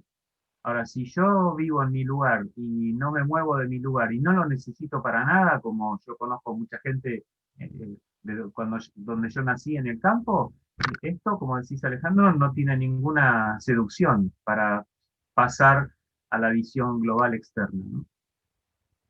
Es que incluso para quien viaja, o sea, pensemos en toda la gente de la que estamos hablando, que viaja intercontinentalmente, pero que no integra esa visión esférica a su experiencia real, cotidiana, de lo que ocurre allí. O sea, hay muchas maneras en las que los seres humanos conceptualizamos nuestra experiencia del mundo. No todas necesariamente implican una lógica uniforme que gobierne todas nuestras experiencias. La mayor parte de nosotros en muchos ámbitos de nuestra vida usamos lógicas parciales que cubren algún aspecto de la experiencia y otros no. Y otros, bueno, discurren.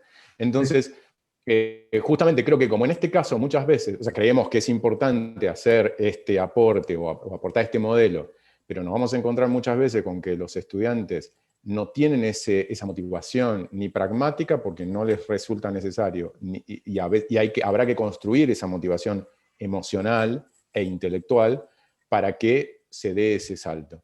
Entonces creo que ahí, o sea, personalmente, mi experiencia docente en estos campos es un gran desafío, o sea, la construcción de eso. Creo que la propuesta de ustedes, porque tiene un contacto mucho más cercano a la materialidad de la experiencia de horizonte o local.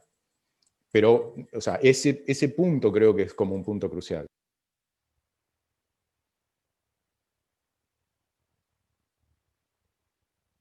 Totalmente. Tenemos 10 minutos.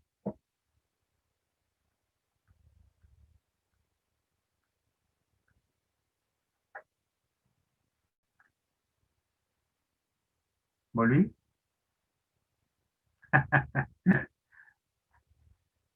¿Quién quiere hacer otro comentario? A ver.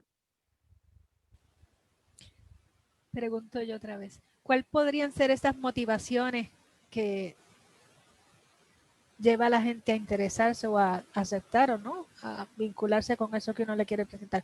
¿Cuáles son? Porque a la hora de la verdad uno quiere estimular y que la persona trate de buscar esas motivaciones para que entonces el ejercicio, lo que vayas a hacer, sea efectivo y sea aceptado y pues poderlo hacer realmente. Contestá, Alejandro. Yo lo único que te puedo decir, esto, si querés, tal vez es muy antropológico. O sea, primero no creo que exista una receta universal. Se corta el O audio, no lo sea, escucho creo que bien. el punto de partida de eso es conocer a quién le estás hablando. Hola, hola. Sí, Hola. sí, dale, dale. Hola, hola. No, decía eso, que me parece que justamente que no hay una receta general y que la clave pasa por conocer, primero escuchar quiénes son estas personas a las que le estamos hablando. Hola, hola, creo que se colgó. Sí, dale, dale, te escuchamos. Hola, hola.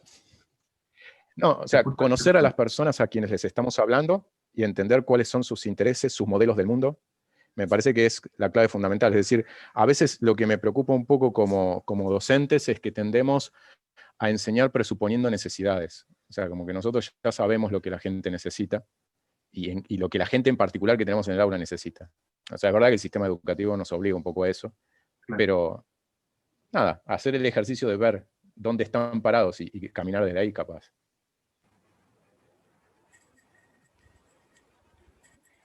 Claro, actualmente, por ejemplo, los jóvenes, bueno, los prejóvenes, hasta los 14, 15 años, están más interesados en los juegos, ¿no?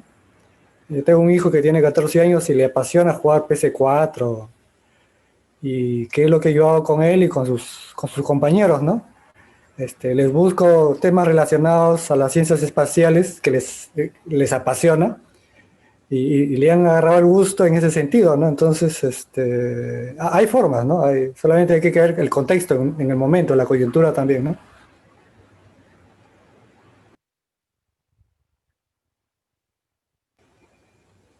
La, la experiencia que yo tengo con respecto a esto es que esta propuesta de trabajo desarrollada con adolescentes funciona muy bien si tratamos, si acompañamos a los adolescentes a que frenen de alguna manera la, la vorágine de inmediatez que el sistema nos ofrece. Entonces, no es cierto que no les interesa, lo que pasa es que entran en otro ritmo, en otra frecuencia, y el interés es muy profundo después, porque ven las cosas distintas, preguntan distinto, eh, proyectan distinto, a pesar de que después cuando termine se van a su casa y juegan a la Play otra vez. No es problema, o sea, no hay una eh, imposibilidad de tener todas las vidas justas. Lo que pasa es que este tipo de propuestas prácticamente nadie se los ofrece.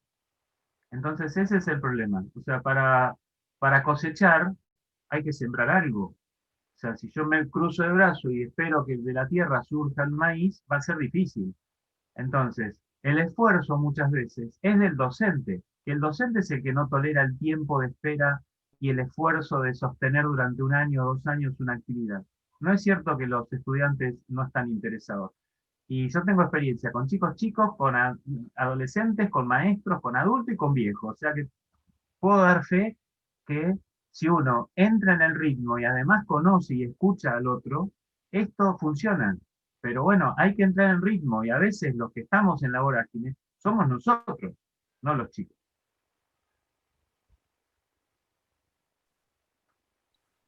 Sí, bueno, no sé si se me oye. Sí, Manu.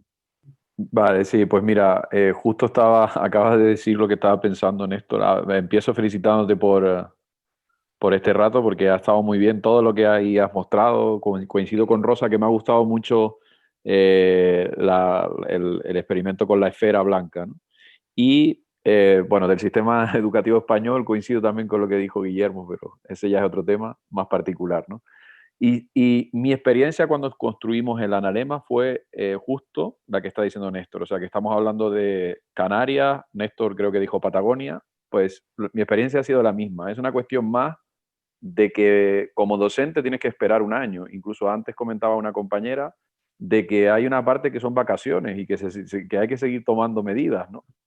Entonces, es difícil porque hasta que no se construye la figura, los chicos sienten que a lo mejor no se ha acabado ese experimento, pero ellos seguían acercándose y seguían preguntándonos que qué estábamos haciendo. O sea, que yo sí creo que hay un interés, y el interés en nuestro caso además muy claro, porque ni siquiera lo habíamos planteado como proyecto con el alumnado, sino en un lugar donde el alumnado nos viese actuar a los profes. De tal manera que eran ellos, por su propio interés, los que se acercaban. Y les aseguro que fueron muchísimos estudiantes. Pero también le doy la razón a, creo que el nombre es Alejandro, no todos, y no pasa nada. No todos y no pasa nada, porque habrá gente que en su vida esa parte ni la necesita ni la quiere. Entonces, no entran dentro de sus motivaciones. A lo mejor cuando pintemos el analema, se nos van a acercar otra parte de los estudiantes que les gusta más la parte artística y que no les gusta la parte astronómica o matemática como nosotros la estábamos tratando, ¿no? Entonces, nada, reafirmarme en que sí, en que lo que dice Néstor ha sido nuestra experiencia en 1 año y pico de experimento, de que era más una cuestión nuestra que del alumnado.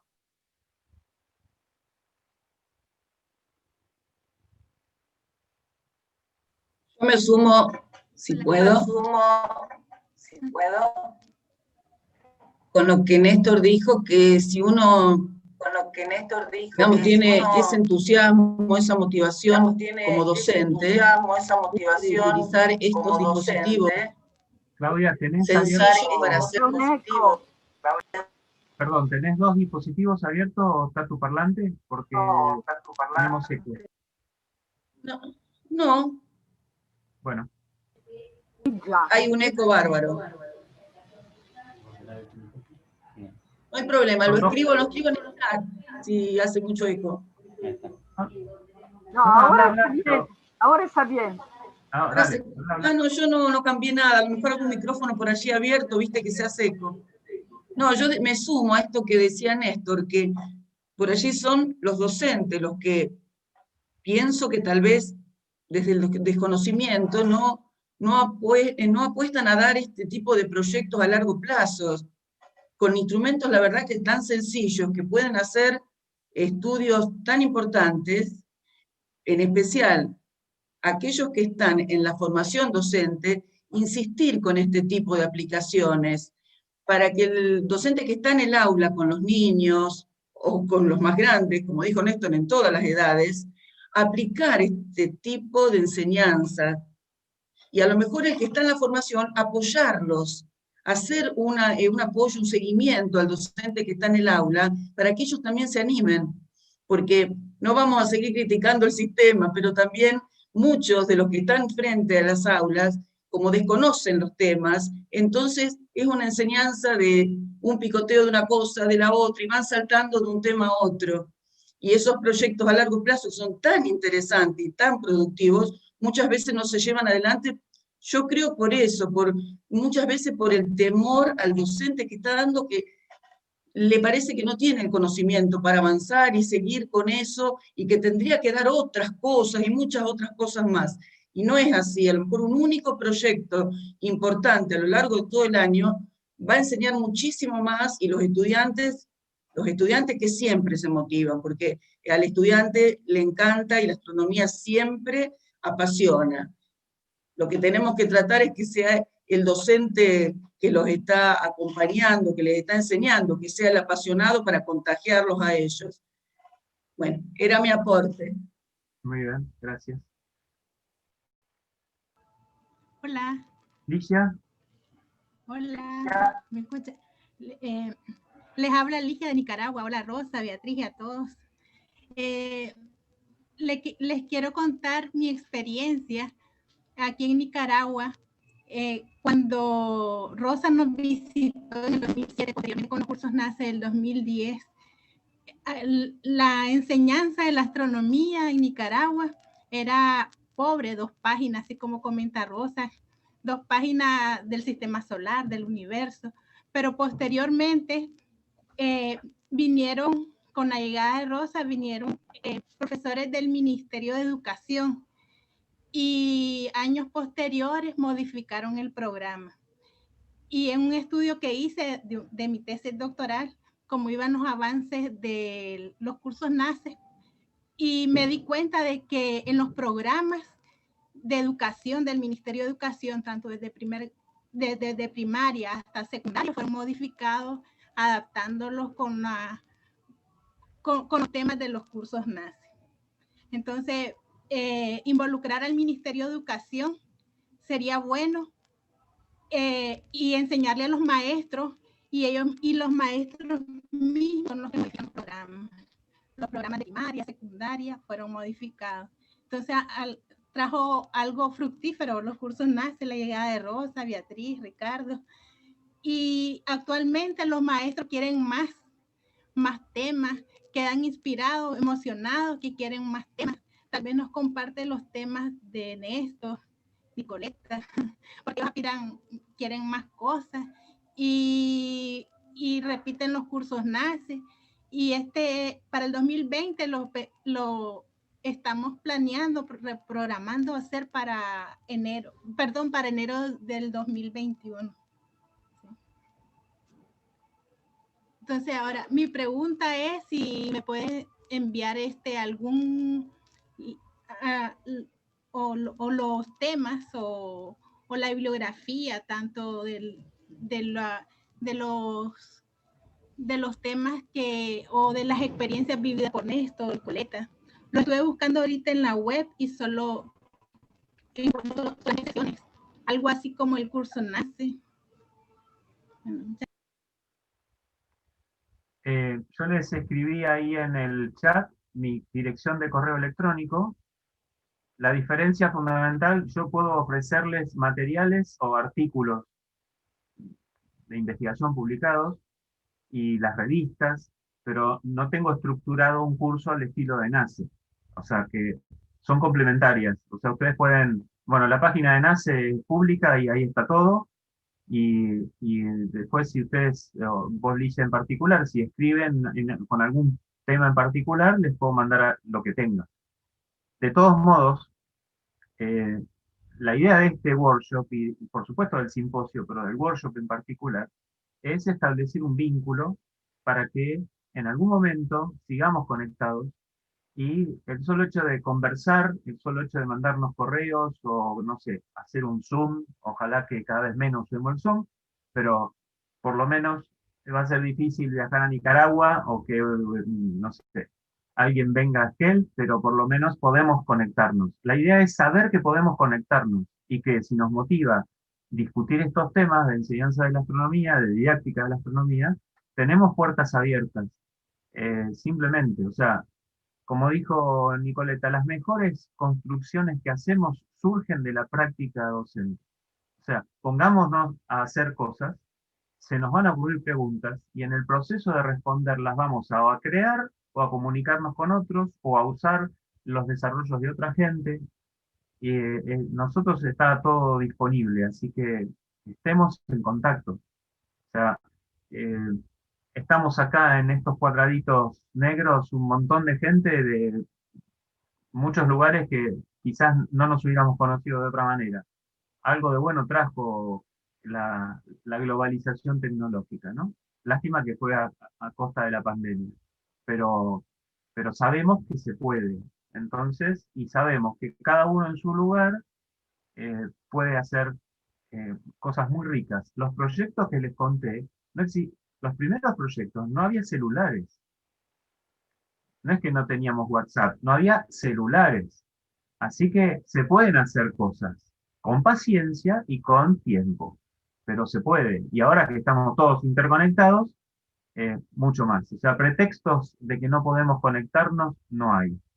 Pero me parece que está bueno este tipo de reuniones para, no para cerrar un tema, sino para saber que se pueden abrir cosas. Bueno, tendríamos que ir finalizando. No sé si alguien quiere decir algún comentario más.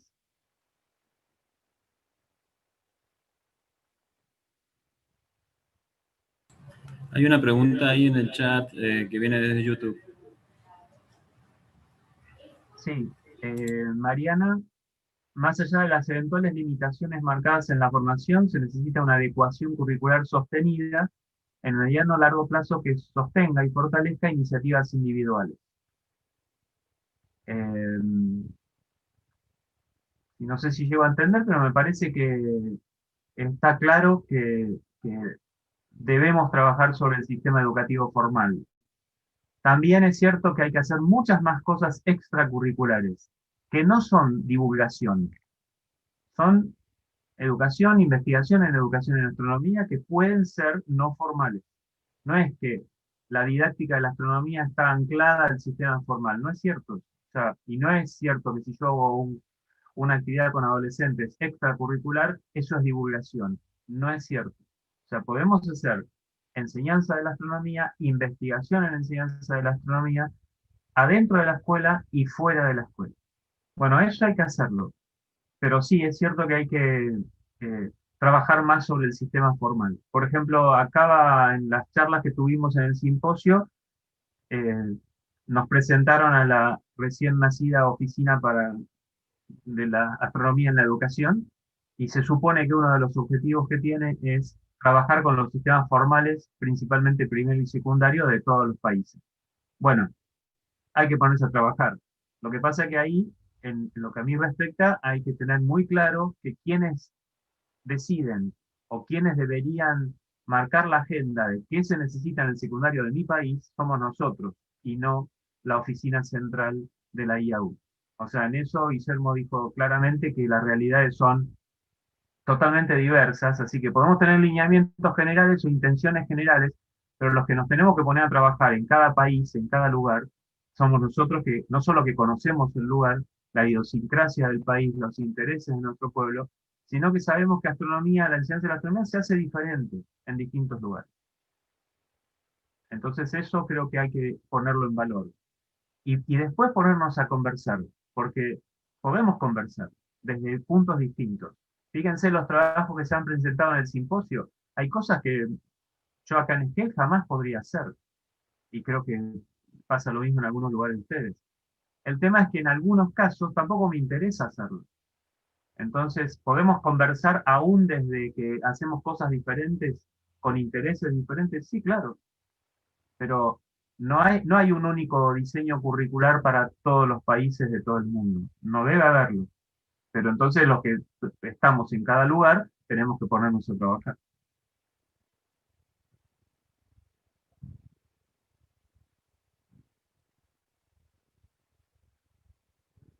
Bueno, si no tienen ningún comentario más, podríamos dar cierre a este workshop, que era un taller participativo de gente que quería conocerse y abrazarse, pero bueno, otra vez será.